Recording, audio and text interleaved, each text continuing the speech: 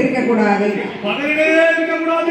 அப்படியே ஆகட்டும் என்று நந்தி தேவன் சூரிய பகவானை வரவழைத்து பிள்ளைகளுக்கு விவரம் தெரியும் கால வரைக்கும் சூரியன் உதிக்க கூடாது என்று வாக்கு கொடுத்தார். 7 வயது வரைக்கும் 3 பெண்களும் பிள்ளையை வளர்த்தார்கள். ஒவ்வொரு பிள்ளையும் நல்ல பப்பாளி பழமா இருக்கு. அந்த காலங்கள் எல்லாம் பிள்ளைகள் தாய்ப்பால் குடித்த பிள்ளைதான். அங்க பாருங்க ஐயா வயிறுபாஞ்ச கட்ட மாதிரி இருக்காங்க. இப்ப பிள்ளைகளுக்கு பிறந்த அன்னைக்கு பாட்டு பாடுதான். அதனாலதான் பிள்ளைகள் எல்லாம் இப்போ அப்பான்னு கூப்பிடுறது பால் தப்பா டப்பா பால் தப்பா 7 ஆண்டு காலங்கள் முடிந்தது. நந்தி பகவான் 3 பிள்ளைகளையும் கையிலேயங்கிரிக்கு அழைத்து வருகின்றார்.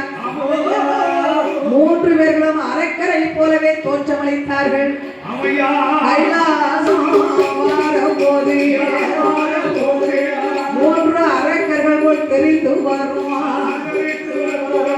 3 ஆண் குழந்தைகளை கண்டு தேவ முனிவர்கள் எல்லாம் பயந்து ஓடுகின்றார்கள். ஓய் நந்தி தேவா, பிள்ளைனா பேணி வளர்க்கலாம், பாலுக்கு பால் நஞ்சு பாம்புக்கு பால் வார்த்ததை போல் தெரிகிறது. இந்த பிள்ளைகளை பார்த்தா இவர்கள் இங்கு இருந்தா இந்த கைலாசமே ஆகாது.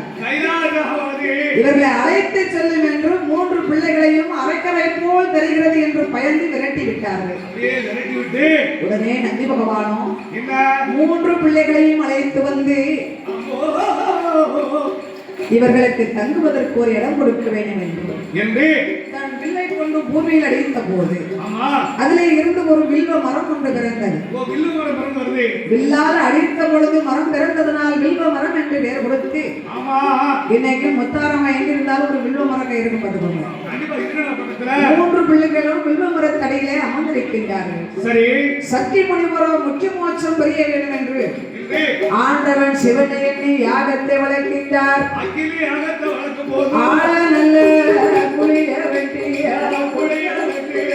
சக்தி முனிவருமே அரையளவே மனம் குமித்து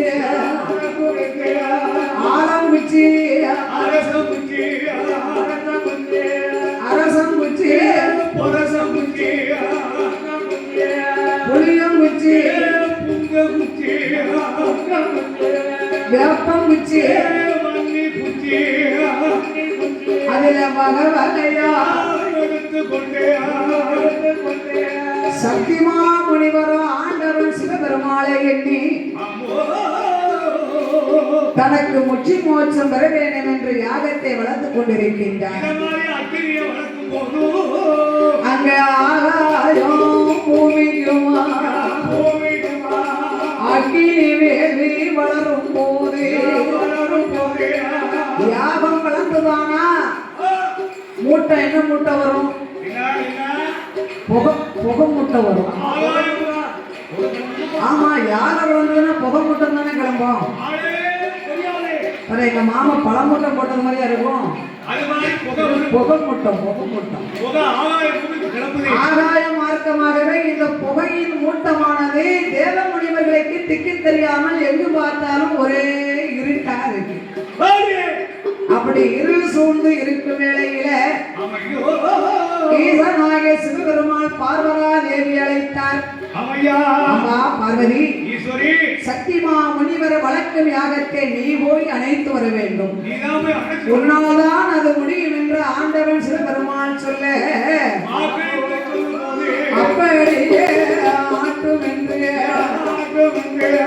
ஆதிசக்தி பார்வதியும்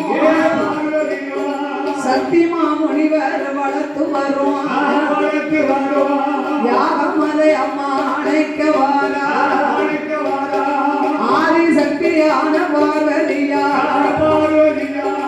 அக்கினி யாகத்தை அணைக்க ஒரு வேளையிலே அம்பிகை வேள்வியிலே இறங்குகின்றார்.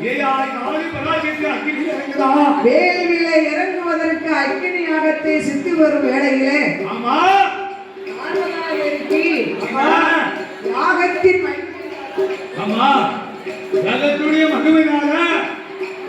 யாகத்தின் மகிமையினாலே அம்மாளுக்கு அங்கம் எல்லாம் ஒரே